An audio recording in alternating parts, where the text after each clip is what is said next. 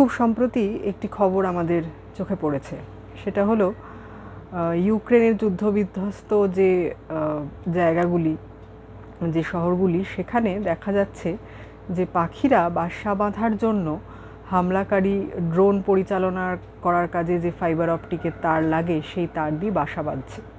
এখানে দুটো জিনিস ভাবার, একটা হচ্ছে পাখি তো জানে না সেটা যুদ্ধে ব্যবহার হয়, সে চাইছে তার বাসাটা শক্তপোক্ত হোক। ভূমিকম্পের আগের মুহূর্তেও মানুষ চায় তার বাড়ি সব থেকে শক্তপোক্ত করে বানানো হোক।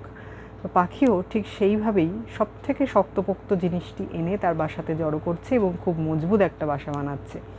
কিন্তু তার পরক্ষণেই যুদ্ধবিধ্বস্ত জায়গাতে সেই ড্রোনের হামলাতেই, মানে যে ফাইবার অপটিক এনে সে বাসা বানালো, সেই তারই মাধ্যমে যে ড্রোনগুলো পরিচালনা করা হচ্ছে, সেই ড্রোনের হামলায় তার বাসা পুড়ে যাচ্ছে, গাছপালা পুড়ে যাচ্ছে, বাসা পুড়ে যাচ্ছে।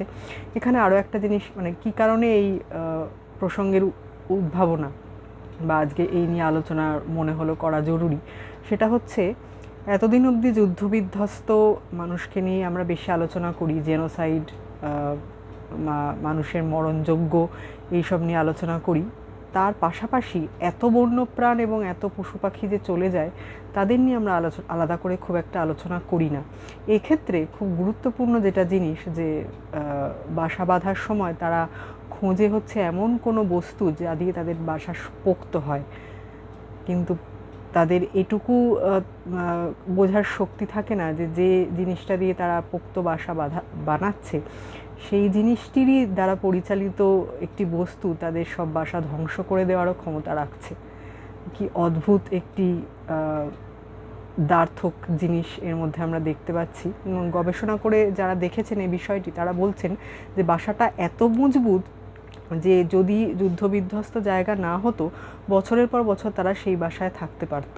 কিন্তু তারা নিজেরাও জানে না, হয়তো যে শক্তপোক্ত বাসাটা তারা আজকে বানালো, কালকেই হয়তো একটি ড্রোন এসে বা একটি হামলাকারী বিমান এসে সেই গাছে পড়লো এবং সেই বাসাটা ধ্বংস হয়ে গেল।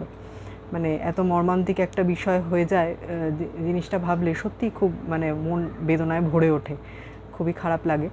তো মানুষেরও একই অবস্থা হয়, যে বন্যায় বা ভূমিকম্পে যেসব বাড়ি বারবার ভেঙে যায়, মানুষ প্রত্যেকবারই উঠে দাঁড়িয়ে কিন্তু সবথেকে মজবুত বাড়িটা বানানোর চেষ্টা করে, কিন্তু পর মুহূর্তেই সেটা আবার আয়দার নদীতে ভেসে যাচ্ছে, বন্যায় ভেসে যাচ্ছে, অথবা ভূমিকম্পে পড়ে যাচ্ছে। তাও মানুষ হাল ছাড়ে না, বন্যপ্রাণী পক্ষীগুলো হাল ছাড়ছে না। কিন্তু মুশকিল হচ্ছে, মানুষ ভাবতে শুরু করেছে বটে, কিঞ্চিত সংখ্যায় মানুষজন ভাবতে শুরু করেছে প্রকৃতি নিয়ে, বন্যপ্রাণীদের নিয়ে, কিন্তু হয়তো বেশ দেরি হয়ে গেছে। তাও একদম না ভাবার থেকে ভাবা ভালো।